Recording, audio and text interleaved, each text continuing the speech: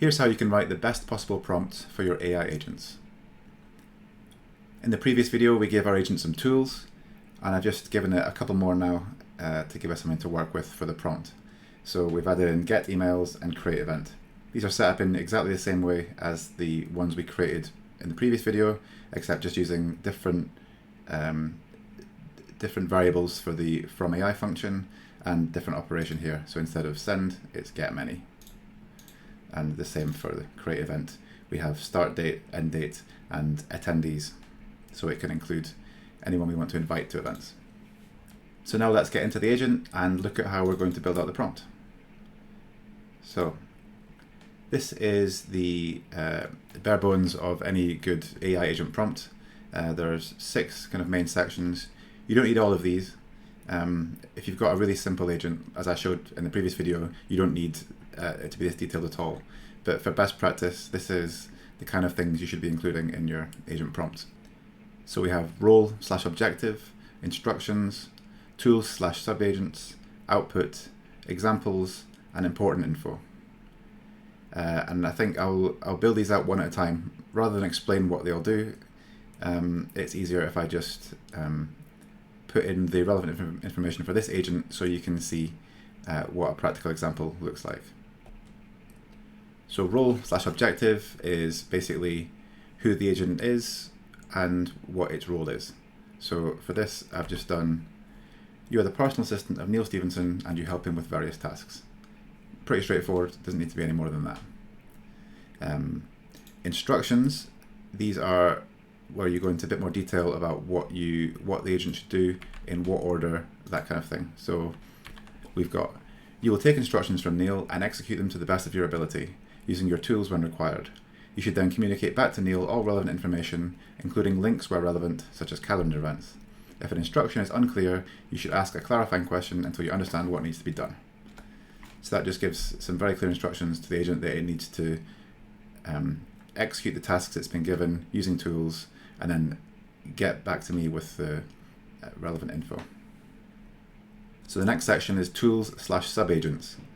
This is a very important section, and it's where you give very explicit instructions to the agent to tell it what tools it has at its disposal, when it should use them, and how it should use them. And it's the exact same with subagents. We don't have any subagents in this current setup, but we will do in the future. So for this agent, we have 5 tools. So we say, you have 5 tools at your disposal. And then we list out the tools one by one, the name of them, and then a very simple sentence to let it know when to use it. So SERP API, call this tool to search Google. Send an email, call this tool to send an email from Neil's email account, etc. We can potentially expand on these later on, but this is just this is a good place to start. Output is straightforward for this one because we just want a message back. So I'm just going to say your output should be a professional message back to Neil. There's going to be cases where you might want a very specific output format. You might want a JSON file. You might want it to be formatted in a very specific way. You might want it in markup or HTML if you're uploading it somewhere afterwards. But for here, this is just very simple output message. Now examples are very important. It provides a bit of kind of real world context to the agent to help it to understand what to do. Like if you were training a person and giving them instructions, you'd give them some examples of how to act or react in certain circumstances. So I've put this in here. So this is an example. Neil says, schedule a meeting tomorrow at 2 p.m. with John. His email is john@company.com. So once that happens, then the agent should 1, check the current date and time, 2, call the create event tool with the following information: start, and then the date and time, end, date and time, and then we're saying here, because no end time or duration was specified, make it 1 hour, and then attendees, john@company.com. So it's telling it how it can take the information from here and put it into the tool, because this is the information that the tool needs. 3, report back to Neil with confirmation and a link to the meeting in Google Calendar, or if there are any issues, let him know. So that's just, again, very clear instructions on how it should go about its business. Then lastly, just any important info. In here I would include the current date and time, which is now, and also just Neil's in London, UK, in case there are any other things that it needs to reference that for. So this all put together is a very solid structure for the prompt for an AI agent. When I'm building out an agent, I would normally start off with this level of simplicity, and then you will gradually build on it over time, do some testing. If certain tools aren't working, you can come back and edit the tool descriptions, add in some more examples, that kind of thing. Okay, so let's test it out in chat.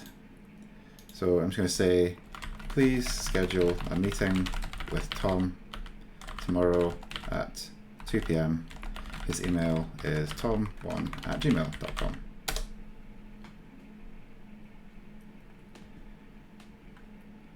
So using the create event tool. There we go. It's done. Here's a link to the meeting. Let's have a look. So you can see a few issues here. It has created a meeting with no title at 7 till 8 p.m.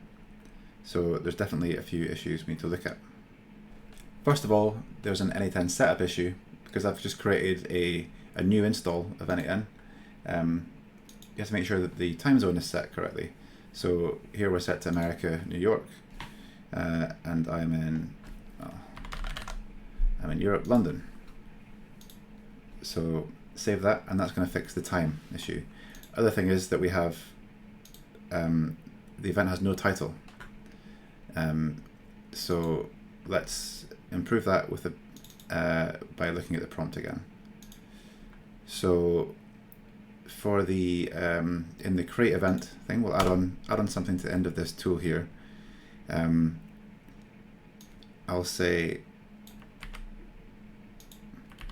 if no event title is specified or it isn't clear from the context, use a title like Neil and name.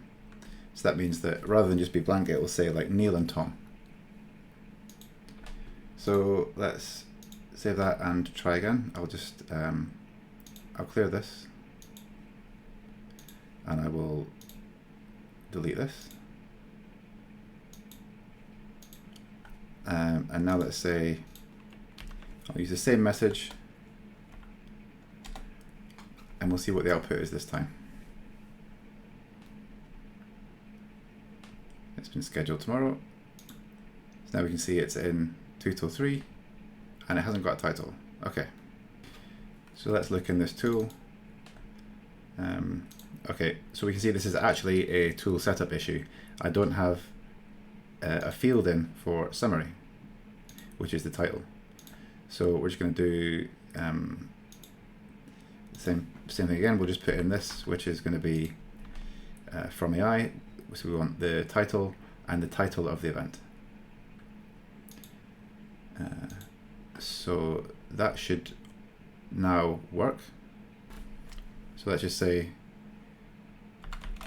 please create another meeting with Tom at 4 p.m. tomorrow.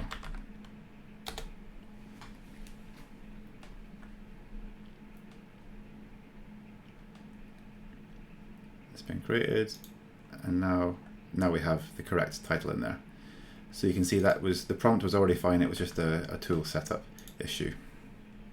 So that was my overview on how to prompt AI agents. This is part of my N8N AI Agents Masterclass ongoing series. In future videos, we're going to be looking at giving these agents even more tools using third-party APIs and HTTP requests, and also giving sub-agents to these main agents to create multi-agent frameworks. Thanks for watching. See you next time.